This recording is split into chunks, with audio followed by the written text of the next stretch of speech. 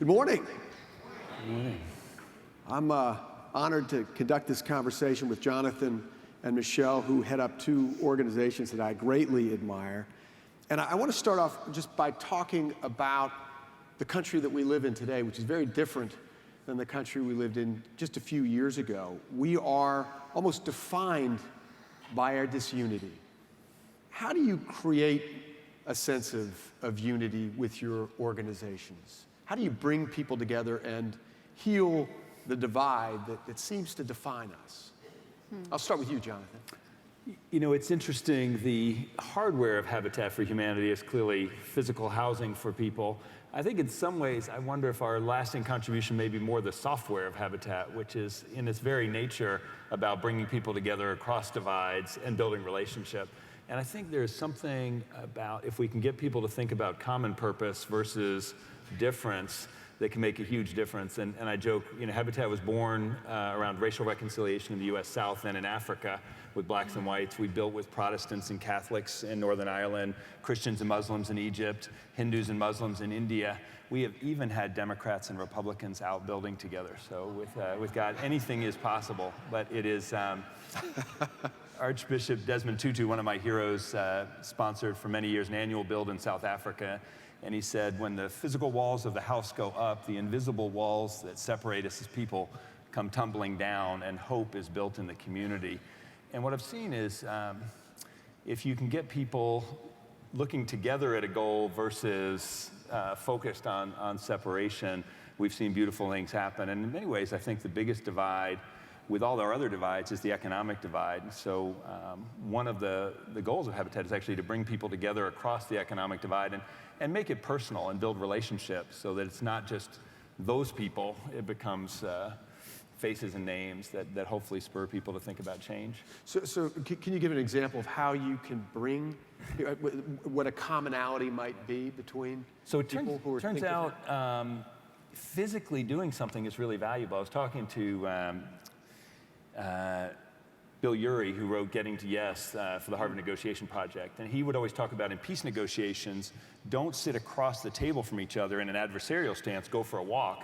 And then he said, you know, even better, go build a house, because you're both doing something physical that forces you to actually cooperate and work together on something you both view as valuable. And in that process, that's a chance to build relationship. Right. So, and then at that point, this is a real person, not just the enemy. And over that, there's room for focusing on commonality. One of my favorite stories, my first build with President Carter in India, we were building a little duplex, part of 120 homes, and I think there were 19 different countries represented on our little two houses, one family Muslim, one family Hindu. And I remember at the dedication, this man Subhash put his arm around his new neighbor Aziz, and he said, you know, we're from different castes, a big social barrier, and from different faiths. But now we're brothers, and this process of, you know, months of putting in sweat equity and working together as a sub-community had created personal relationship. And that same week, we had a group of Pakistani and Indian students spend the week building side by side. And I spent an hour with them at the end of the week, and instead of talking about all the things they had that separated them, all they could talk about is what they actually found they had in common. They looked alike, they dressed alike, they actually spoke the same languages. And so it's fascinating how much the chance to be in relationship can break down some of these barriers. Michelle, how do you see us bridging the divide that seems to define us? Well, I look back at CARE's history for inspiration and hope often, and if many people don't connect the idea of a care package with the organization CARE, but a little less than 75 years ago, a small group of Americans said, we're not going to stand on the sidelines and watch people in post-World War II Europe face starvation. And they literally invented the care package. And within a few months, sent 20,000 care packages, and over time, 100 million care packages. And when you think about that, within actually a year of having been fighting a sworn enemy in Germany, we were sending care packages to Germans. And so I think we forget the capacity for people to come together across great differences. And while we are divided, I also do take hope in the idea of connection, care, solidarity, and being a part of something larger than yourselves. So CARE works in 90 plus countries now. We're a part of an international development community that stands for America's leadership in the world as a humanitarian nation. And I still think that is something that people can largely agree upon.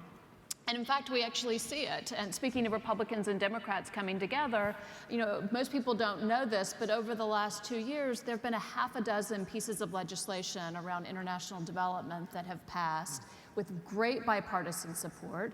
And you know, these are not the stories that are on the head pages of the New York Times, but they are the stories of incremental progress and people coming together across division. And so I think that care, that connection is a point of great hope and inspiration. So you both head up international organizations.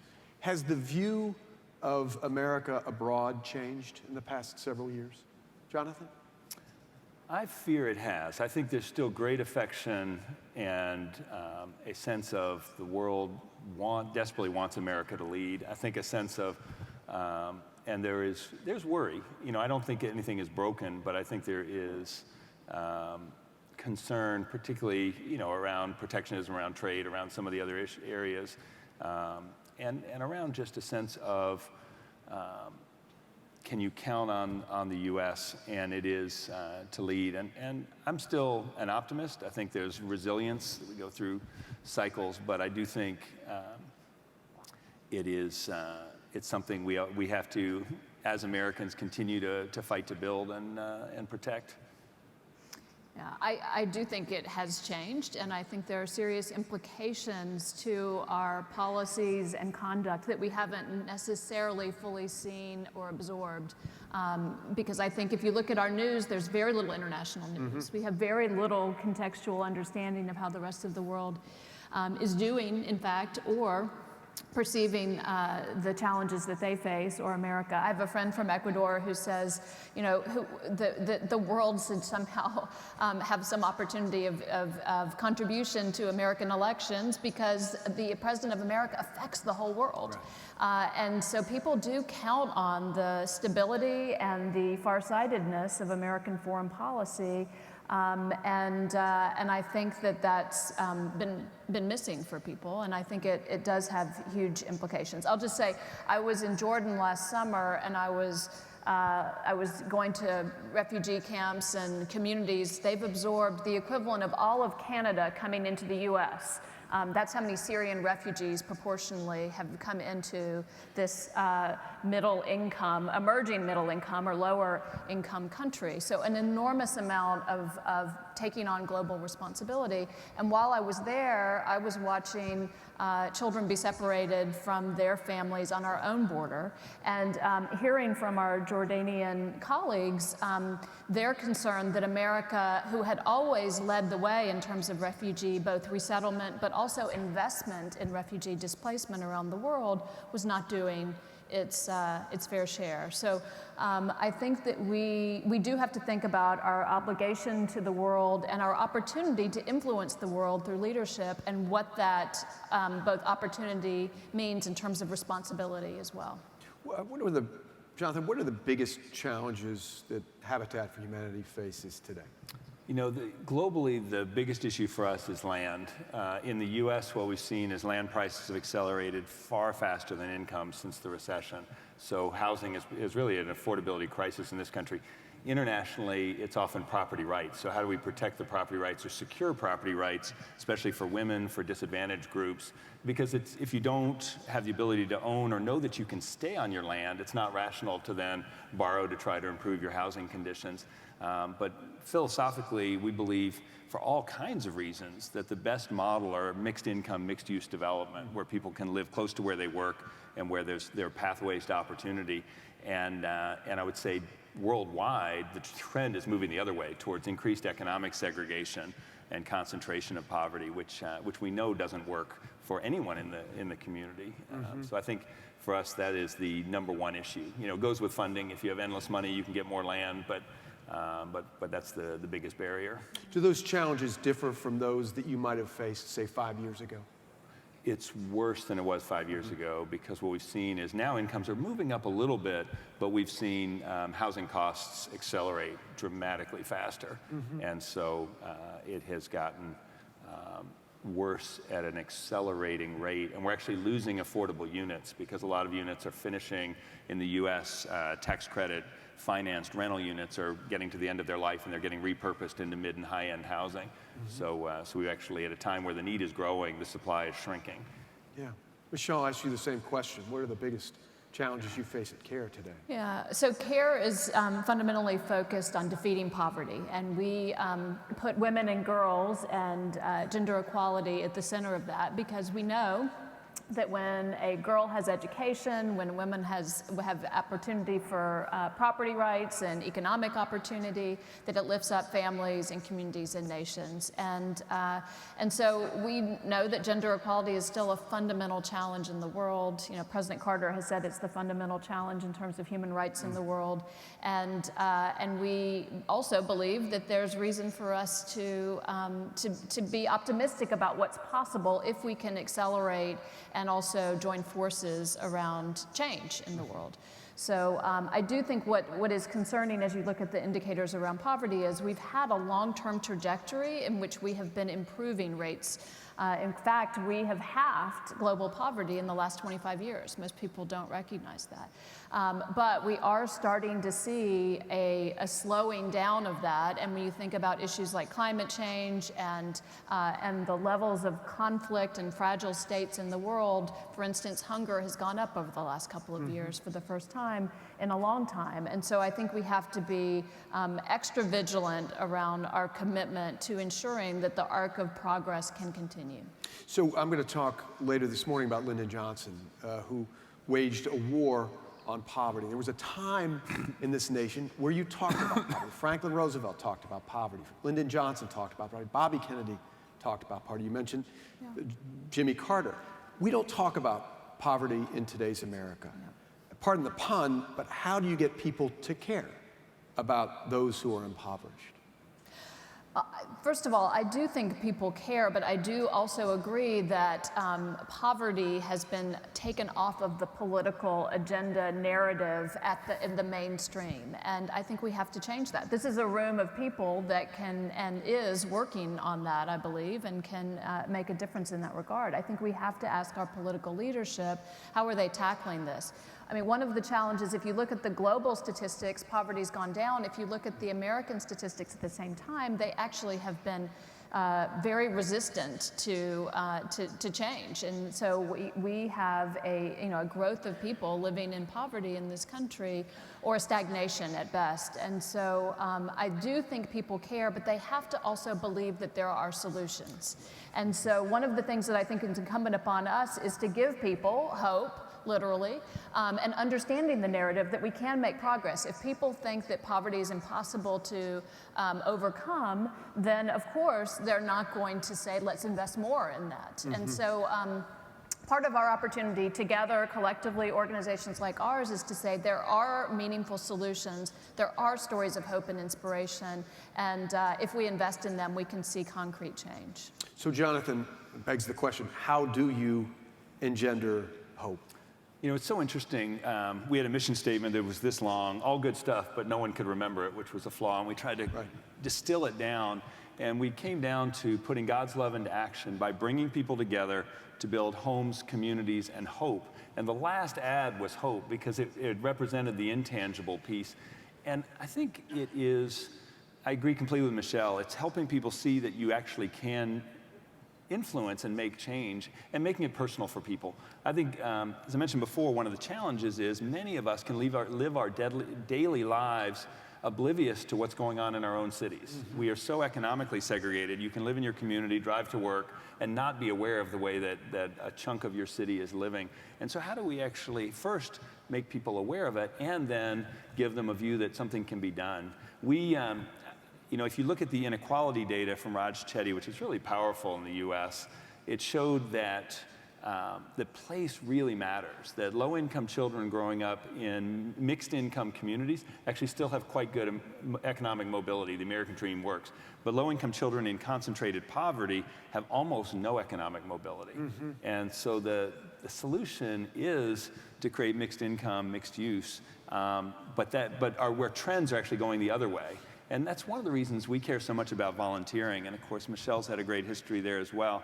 And we don't employ our millions of volunteers as a construction strategy, because if we just wanted to build houses, that's a kind of an odd way to build houses, just to get unskilled folks like me and go out and supervise and teach them how to do construction.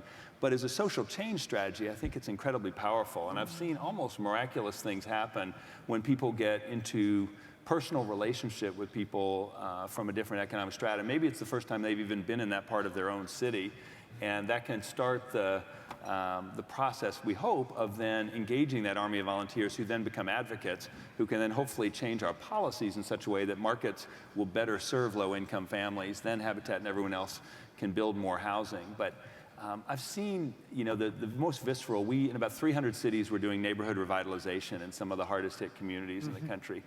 And in this tough area, the Harambe neighborhood of Milwaukee, one of the highest crime areas in the United States when we started 12 years ago, it was a no-go zone, and families all lived behind barred windows and doors. And the metric of success, which I thought was wonderful, and this formidable leader named Mama Donna, that everybody both loved and feared, said that victory was that she could sit on her porch again. And after a holistic effort with the city, with affordable housing, with urban farm, with a whole workforce development and new schools, crime was down 75%. Wow. And there were a whole bunch of positive, clear metrics. But what was most important was the vision started with the community itself, and the community owned it. And you could actually see, and to me, success is when we're building somewhere, neighbors start fixing up their houses because they see this neighborhood has life and has a future, versus just accepting that everyone's going to keep living in poor conditions. Right. Michelle, what gives you hope personally?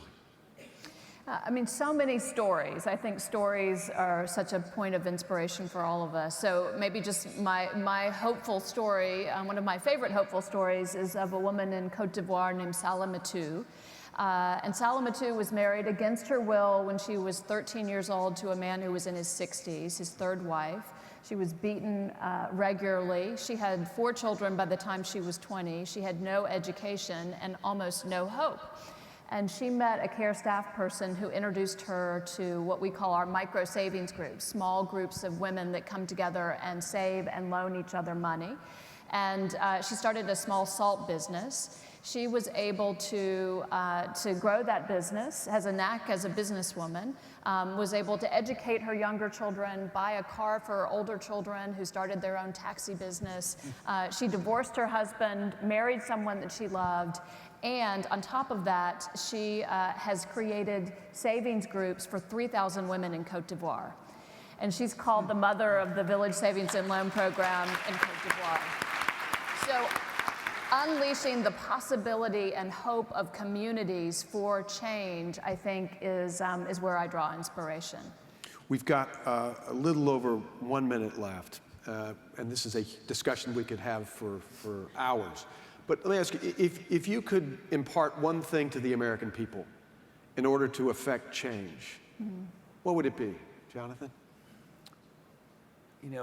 I laugh. For our conversation earlier, it would be stop watching TV news and get out in your community.